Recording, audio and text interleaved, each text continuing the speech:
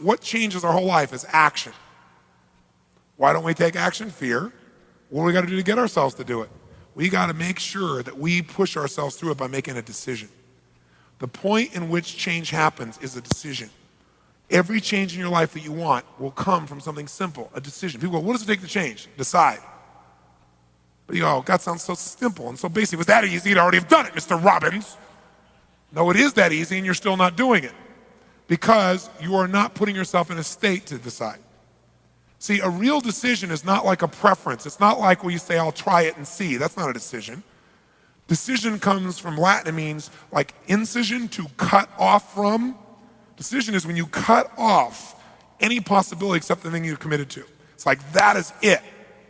How many of you in this room have ever smoked cigarettes and then one day you finally decided no more, I mean really decided, and you've never touched it again and you're not even tempted to? How many made that decision at one time? Say aye.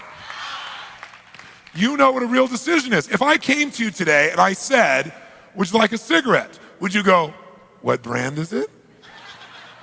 No, you'd probably say to me, no, I'm not I want you to hear that. You'd not only say, I don't smoke. You'd say, I'm not even that kind of person. You literally divorce yourself from even that kind of person. So it's no effort. When you really decide, it's not an effort.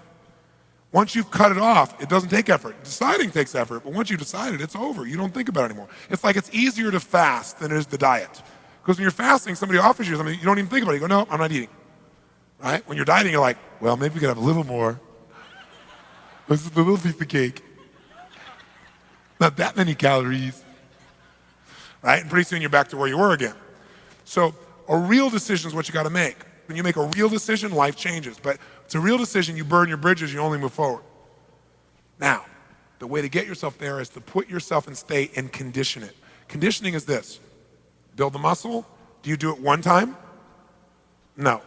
You do it a lot and you do beyond what you're comfortable with and the muscle expands, and now what used to be hard to do as the muscle grows is easy. That's the same thing with every other kind of muscle. But I'll give you one example. They take monkeys, and I don't approve of this research, but this is what they do. In UC Irvine, University of California, Irvine, they've done these studies where they take monkeys and they will take 4 of their fingers and tape them down. And then they take one finger and they bend it back and forth 10,000 times.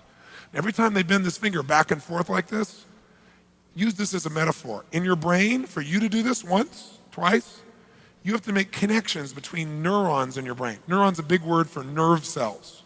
So to do this, imagine, as a metaphor, it's not exactly like this, to do this once, you got to put a connection, a thin thread had to be grown between this neuron and this neuron, as an example, as a metaphor.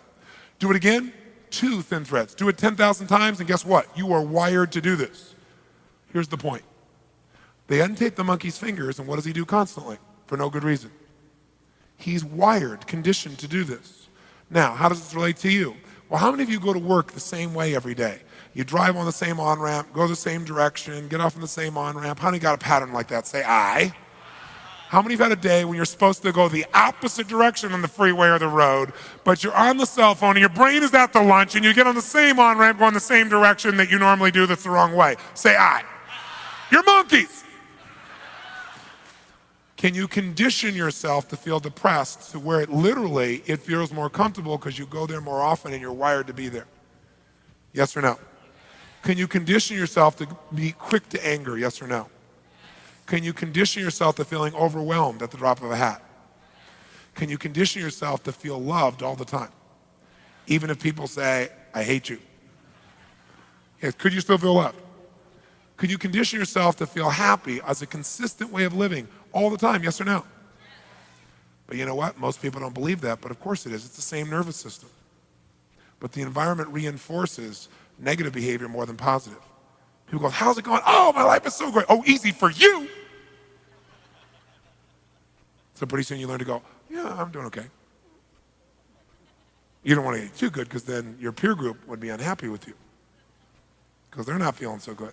So you learn to downplay it. And then you don't reward yourself so your brain doesn't go for more because it goes, we got to stay right on in here. This is our little comfort zone. So we're going to condition ourselves to be in a peak state, especially when you're exhausted. Because like, remember when you're doing the muscle, the one where you can't lift one more and you make yourself do it, that's where you get all the growth. So when you're most tired is when you got to push yourself. If you didn't listen to anything I said, but all you did was keep yourself in a peak state for 3 days, you'll develop something called emotional muscle. And emotional muscles where your whole life comes in. Repetition is the mother of skill till it gets conditioned, till it's automatic. Now I'll give you a clue. You know what I told you about them doing this with the finger of the animal? Here's what they discovered. Don't have to do this 10,000 times. All you got to do is do this about 2 dozen, max 3 dozen.